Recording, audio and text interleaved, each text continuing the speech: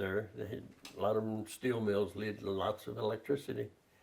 And the steel mill I worked in was one that he was running part of it. And I was the only white man on the floor, 72 men. And how old were you? I'm in teens. When you were 13, you could walk in a bar and get a beer. They didn't care back then during the Second World War. But like my buddy drove the school bus in Virginia, and he was 13. And Oh my gosh. no one would believe me. So when I took Jill down, I introduced him to the guy. I said, "Cotton, come over here." "Well, how old were you when you drove a school bus?" "I was 13." But you see, the women weren't allowed to do certain things, and the men were all in the service. So they'd find some responsible young farm boy and be careful and go to it. Yeah, I mean, it's from what I've heard about kind of your upbringing and the upbringing of a lot of people, most people in that time, was you had to be self-reliant. Yeah. And you had to pull yourself up by your bootstraps and make it happen. Nobody was going to, help you out. You had to find the resources. And so, I mean, now you've moved to Niagara Falls and you've got this job. What was the mindset? Well, I didn't go with them. They moved Oh. to Niagara Falls because my mother was in hog heaven, and she's in this beautiful hotel Niagara right by the falls, and cocktail parties and all the things that because she had a child that she couldn't do. So I stayed with my friend in the little town of Roseland down in Virginia and lived with them for a year or so. And finally, some girl got pregnant, and he got, he had to run and get in the service. So they came and got me and took me to Niagara Falls, and I hated it. Oh, did I hate it with a passion. So every block had a different smell, from Hooker Chemical to DuPont, all the way just as far as you could see was just factories and smoke blowing off. It would snow, and by the time you got up in the morning, it was black, just from the coal dust. So it's the opposite of Virginia. Oh yeah, and I was with a name like Roman in school. I was the only non-Italian in there because it was 87% Italian, the whole city. And I didn't speak Italian, and I spoke slow Southern English, so I had some problems. And my schooling wasn't good enough that I had trouble in the 6th grade, so there's no choice. They put me in this military academy that was run by the Episcopal Church, of all things. And that changed my life, because now I had associates. You couldn't help be close to them. You're locked in with them, and I was not used to people being so rough and tumble and picking on you, and it was pretty hard. Yeah. But I outshone them in that direction. I was a good athlete. In fact, the best in the school, they tell me, and I wasn't bashful. I did learn to fight for myself, and it got so they wouldn't touch me verbally or physically. They wouldn't attack me. So I did fine. It was wonderful, and it changed my life. Yeah. How many years were you there? From 6th grade on through. Wow. And the last year, my folks didn't have sufficient money, so I ended up in public school. That broke my heart. Oh. But the whole thing helped me. All my friends went to work, except the ones whose fathers had a Chevy agency, and the ones that I'd grown up with in this Bow Military Academy. Their future was already decided. I was the only one in that group that was poor, because the school was started and Samuel DeVoe started the school 125 years ago at that time for boys whose fathers had been killed in the service. Oh. So it was for free for them. Yeah. But some of them were extremely wealthy guys, because it was a good preparatory school for college. Great school. And so that changed me. But most of the ones that didn't have money all went to work in the factories. One at DuPont, one at Olin Matheson. They forever. And I couldn't stand the thought of giving myself over to a company like that forever. I just couldn't do it. So I took what other jobs I could get that I could find that would allow me to work outside and not be trapped into the desk problem. And I did that for many years. I think I didn't have a shirt on from April until November until I was 30 years old. I was outside trimming trees, just doing everything. I made money. I was happy. I started one job I had with the town of Lewiston, which is where below the falls, first town below the falls. I got in there and I learned all about the water department, and I learned to run heavy equipment in the wintertime. I'd repair everything, so I became an excellent mechanic. And this went on, and finally the man who was superintendent of public works, he was going to retire, and I ended up at 24 with his job because I was the only one that paid attention where the water mains were and how to fix things and how to repair the motor grader, and no one else gave a damn. They were just laborers. So I was the youngest superintendent of public works in the state of New York. But before that, I went to Syracuse University, and the biggest thing there, there had 4,000 students in our class, and I became class president the freshman year, and that helped. How did you end up at Syracuse in particular? What I got brought a full you scholarship. They paid for everything. In those days, did you choose a major, or was it more? No, that major was the University, Syracuse University had a college there, New York State College of Forestry. And that I got into that, and that because growing out of the mountains and the woods, that suited me. But you couldn't make sufficient money to have a family, and I had a family of 4 in a hurry. The girl that was in Syracuse, my ex-wife, she was just as pretty and lovely and bright, and she was running for the Jewish fellow that was running against me for class president. And one day he gave me some smart talk, and I said, "You be careful, I'll take that little blonde girl away from you." But anyway, we ended up, she talked about inviting me home for Thanksgiving dinner, and she lived in Woodstock, in the Catskills. And we got married, and next thing you know, first daughter was born, and so I ended up having to leave school and get a job. And that's how I ended up in the steel mills and doing that type of work, because there was in 1951 and 2, there were 49, 50, there were no jobs. The soldiers had come home and they had taken the jobs, and the people that had the jobs before the soldiers came home, they had nothing to do, so the pay was so bad. Yeah.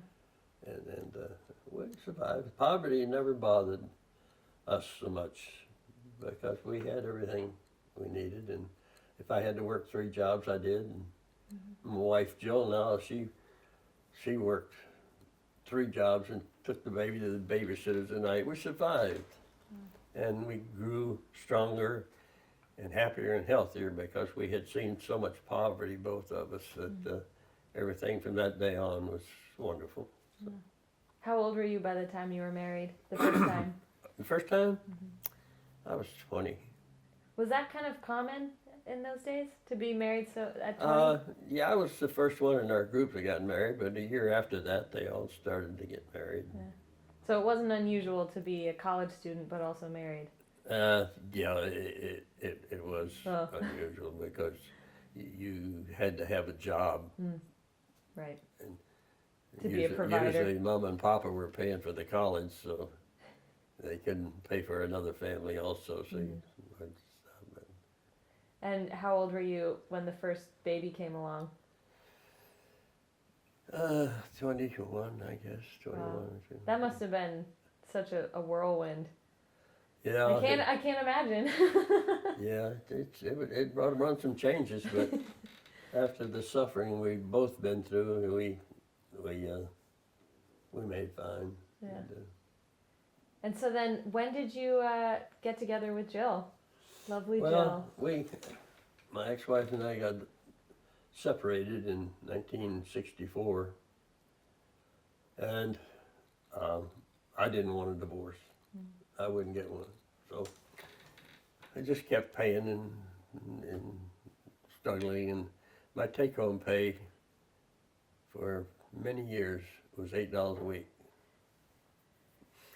So I had to change jobs when this all happened after I had gone to work for a company that I met the president at a cocktail party, and he said, "Why don't you come down and go with?" He didn't know that I was losing my job 2 days later, and I did. But I was thrilled that he wanted me because I knew how to do so many things. And I was personable and could talk irate customers into calming down and fixing machinery. And so they hired me, and that changed my whole life. I had the president of the company one day told me, he said, "Don," he says, "I'm going to have your job someday." And I had the best job in the company. It was basically, I had to, when we sold machinery, expensive equipment out in these factories in all the world, and milk plants and food plants and oil refineries, and when things didn't go right, which is not uncommon, my job was to go fix the problem, and I was the first guy that they hired to do this, and make the customer happy to buy me lunch or a drink, and it was over with, and it was a great job. And the nice part of it was I was traveling, but not this place one day and next somewhere. I would be gone for maybe 2 weeks, so I got to know the people in the area and really appreciated I saw the world, and someone else paid for it. Yeah. It was wonderful. What are some of the places that you ended up going? Oh, just about every place in the United States, except maybe Arkansas and Wyoming where there was no industry. Mm-hmm. But any place, like Greeley, Colorado, where they slaughter cattle and they need machinery to clean up the grease and the mess and just unending. I would spend the winters in Florida. We developed systems for taking the essential oils out of the juice and the peeling, which is very valuable, and it's difficult to do. And we set up machinery, and I got some patents on some of the equipment there, and I didn't get them, the company got them, I did them.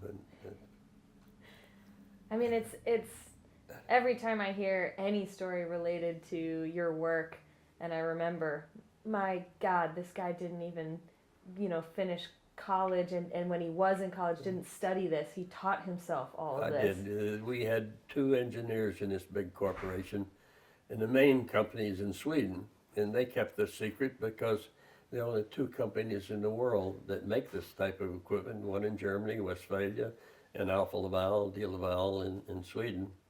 And they started a plant in Poughkeepsie, New York in 1892, and mainly it was De Laval, Gustave De Laval, had developed a system for separating the cream from milk and clarifying the milk so the dirt that dropped in, and then from there he built pasteurization equipment so they could pasteurize milk. And it grew and grew, and it got so big. But in the beginning it was mostly food related, and then they decided to try some of the oils, the refinery oils, and separate all the components in different heat ranges, and we developed equipment for that, and then it just grew and grew and grew. All the aircraft carriers have these huge centrifuges aboard to separate the oil before they put it in the plane, the fuel, so to make sure one drop of water or the one piece of dirt could spile up the engine, and you can't restart up there at that speed. So it got bigger and bigger and bigger. The company was unbelievable. The applications it's such a narrow field, but the applications are just so interesting. And I used milk as a training tool for all the people I trained because it's so complicated. And the pumping, if you pump with the wrong pump, it whips the air into the milk, and the milk goes bad quicker. So all the little picayune things like that have to be taken care of. And once you learn how to do one process, then the rest of them are easier. Forgive me, my phone was beeping. I should turn that off. Mm-hmm. I don't even know where it is.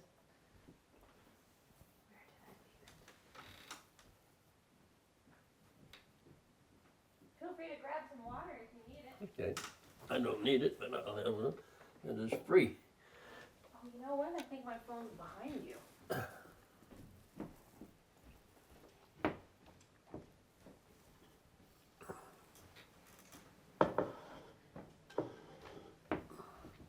So I wonder. Are we still on go? Oh yeah. Oh, I think you couldn't do it today, but I was chief engineer for 2 major international companies, and they had to teach me how to spell engineer. I mean, it was amazing. And I had PhDs working for me in many cases, and up to 80 people. But I was helpful to people. I learned the hard way, and new people are coming in, and mostly they want to know where's my desk, where's my computer, and when's holiday, and that type of thing. And I forced them to go into the service department to learn, and a couple of them thanked me. They became millionaires, and they still thank me. Wow. So what kind of engineer were you? Well, what was the name of it? I was doing everything. Yeah. The It's hardest such a thing, big I had to field. learn metallurgy, because these machines are dangerous. And if you have the wrong metallurgy in them, and it's not tested and stressed out, you have to overspeed everything to stretch it. And stretching it makes it stronger, but you have to have the proper alloys, or you'll kill people. Yeah. It's very dangerous work. And so I learned it all. I just taught myself. And I was never bashful. I didn't try to hide that I wasn't, in fact, I changed 2 of my business cards that said chief engineer on it to manager of engineering, just because some corporations, they'd be offended if you were call yourself an engineer. And I never did. But that's what my paycheck said. So. Yeah. Were there any points at which you thought maybe I can't do this, or maybe this is too hard? No, because I was bold enough and brave enough and smart enough to not fake it. I either knew it or I didn't. In fact, when they had big meetings and all the sales and the people would be in the conference room blabbering away, when I walked in, they shut up because the answer just walked through the door. And it was all because I'd taken the extra time to go to the bottom and work my way up, and nobody wanted to bother doing that. Yeah. And they're having trouble today. Mm-hmm. They're 2 big corporations, and the engineers don't know what's going on. And Yeah. I wonder, did you ever have a moment where you thought, well, I never thought this would be my life? No, but I accepted it early on, because I started off never knowing what I wanted to do. That's why I was so admiring your work that you do last night, trying to help people realize that they can grow. They don't have to. But now it's even more important that they have that education, because you can't even get hired in the door past if you don't have it. And I couldn't get hired today for anything. It's scary. I mean, I've got patents. You saw that big one on the wall back here. Oh, I forgot. We started talking about Jill, but I'd love to hear a little bit about how you met Jill and. Oh, okay. I was a lonely man, I tell you.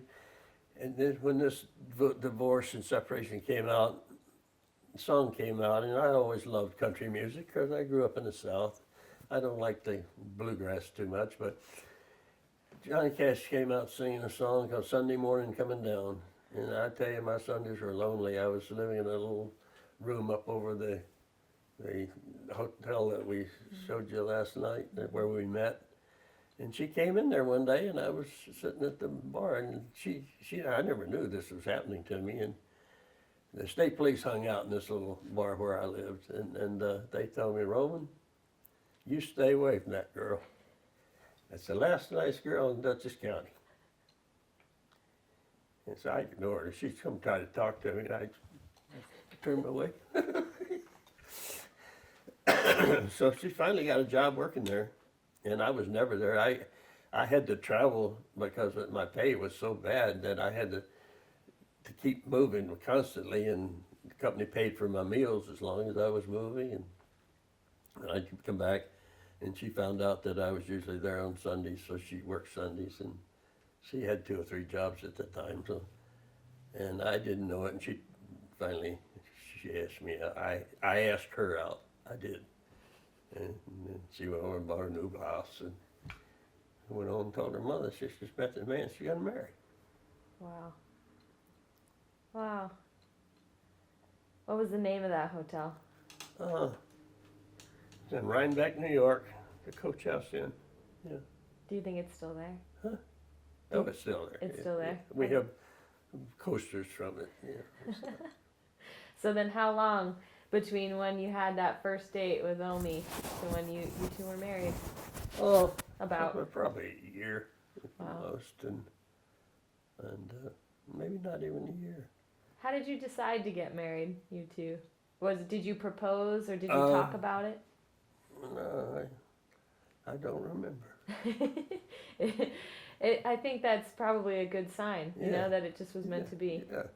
You know, I've taught so many people, and it's embarrassing to have people ask you this because they've seen how successful I've been personally and with my wife, and it's because we like each other. We happen to love each other, but more importantly, you have to like somebody. And we don't have, never been a harsh word in this house in 54 years.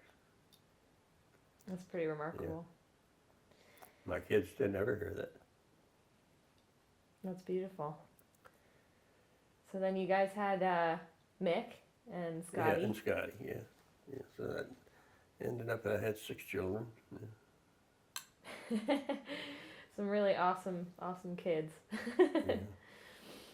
Yeah. So I'd love to hear a little bit about some of the general questions that I asked you. You know, you just touched on something great that was something I wanted to know personally. I mean, all of this is stuff that I want to know personally. And I'm at, a point in my life where I am so curious about where I come from and who I come from. Yeah. And I'm getting choked up. No, it's fine. I get choked up sometimes, and I just so pleased at the happiness. We have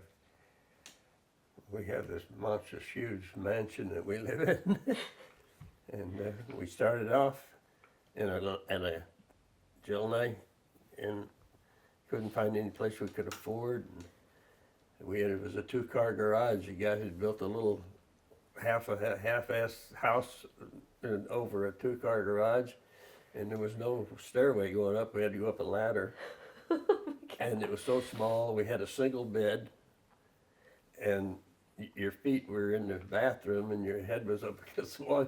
You could actually turn the stove on without having to get up. Oh my God. It was so bad.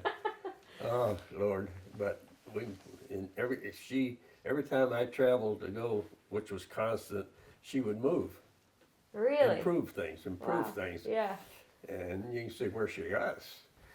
But she'd leave me a note in the refrigerator. I moved to such and such, and I was hoping I could find it. And one time I came home, she had a brand new Chevy convertible, 65 Chevy convertible, and I didn't know where she lived. Now I can't find her. I've been gone for 2 weeks, and I saw the tail end of this bright new shiny maroon convertible sticking out from behind the garage, and she'd found a new place to live. I found her, but this went on constantly, and I knew I couldn't afford a house, and I'd gotten pretty tight with money, and I was working in a Schlitz brewery in Longview, Texas, and the phone rang, and then they called me. We didn't have cell phones back then, but they said, your wife called, it's very important. So I stopped what I was doing and went up to the main office and called her, and she said, I found a house. I said, you found what? So I had to get on the plane and come home because she insisted, and I told them I'd be back. They said, all right. So we got home, and it was right near the plant in Poughkeepsie, New York, so I could almost walk to work. And they wanted $24,000 for it. And I said, no. Jill got them down to 14,500, 14,050. And I said, what the 50 for? They had just bought a new carpet and they wanted to get their money back for the new carpet. It was an older home, but it's lovely, strong, still not standing. Wow. And that gave us our start because we made, we paid 14 for the house and sold it when the company asked me to go to Boston to take over this plant here in Boston. We had $10,000. You know, we paid 14 for it, and we got 24.